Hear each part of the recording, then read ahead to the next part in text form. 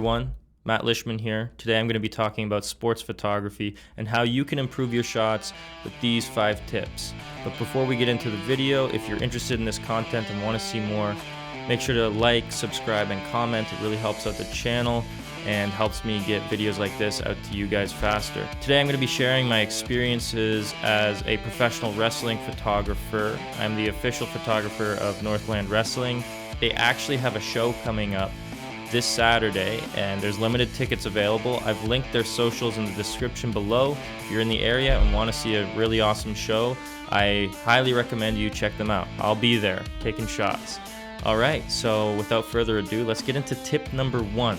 Tip number 1, be prepared. I know it sounds cheesy, but it's true. You got to be prepared because in sports photography, things are happening so fast and you don't want to miss the big moment.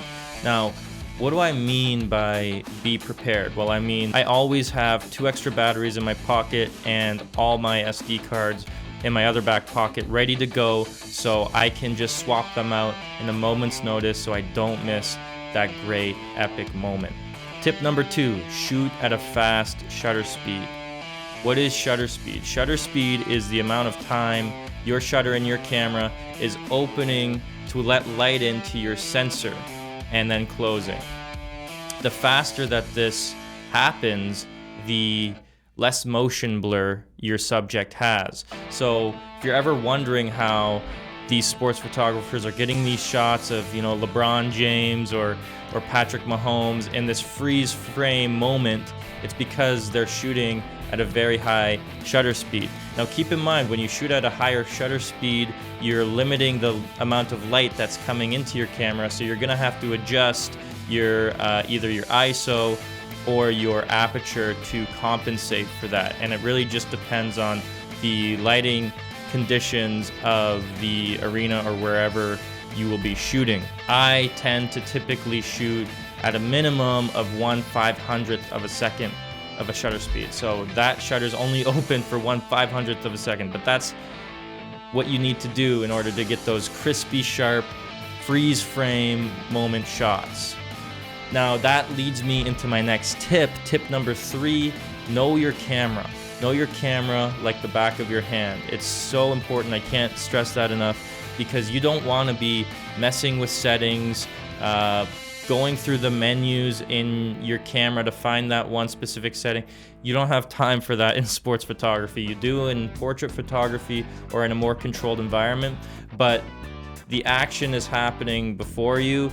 Whether you're able to capture it or not is your responsibility. Tip number 4, gear matters. Sort of. I know it's a big debate on photography and filmmaking YouTube about, does gear matter? A lot of people say it does. A lot of people say it doesn't. I'm a firm believer of gear matters depending on the situation. And now I'm not advocating for going out and buying the most expensive camera, the most expensive lenses in order to start your journey into sports photography, but you need to have the right equipment for the occasion. Now, I shoot professional wrestling.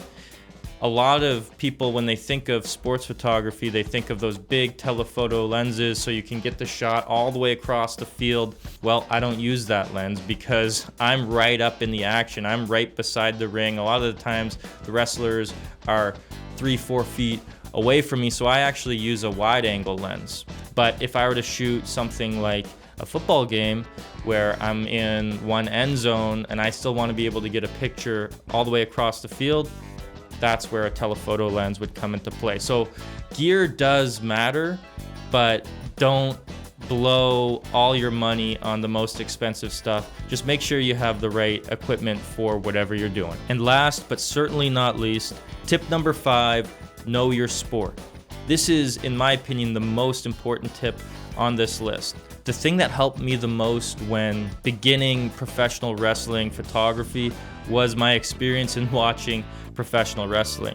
I've watched a lot of pay-per-views, I've watched a lot of Monday Night Raw, so I understand how matches tend to go, how the flow of things happen, and that will give you an edge on anticipating moments and being in the right place at the right time to get that awesome shot. This applies to all sports though. Just think about this for a second. Imagine that you and some other photographer both get hired to shoot your local college basketball game.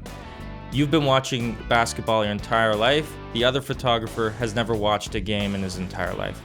Who do you think is going to get the better shots in the end? Both have the similar amount of photography experience, but one guy knows the sport like the back of his hand. I've said that a few times. The other guy doesn't. I guarantee you that the person who has experienced that sport, who has watched the sport, who understands it, is gonna get the better shots. All right, guys, that does it for today's video. Go check out Northland Wrestling. Check out their social medias. Their shows are a lot of fun. And if you could like, subscribe, comment, it would really help the channel. I really appreciate it. And yeah, have a good one. Peace.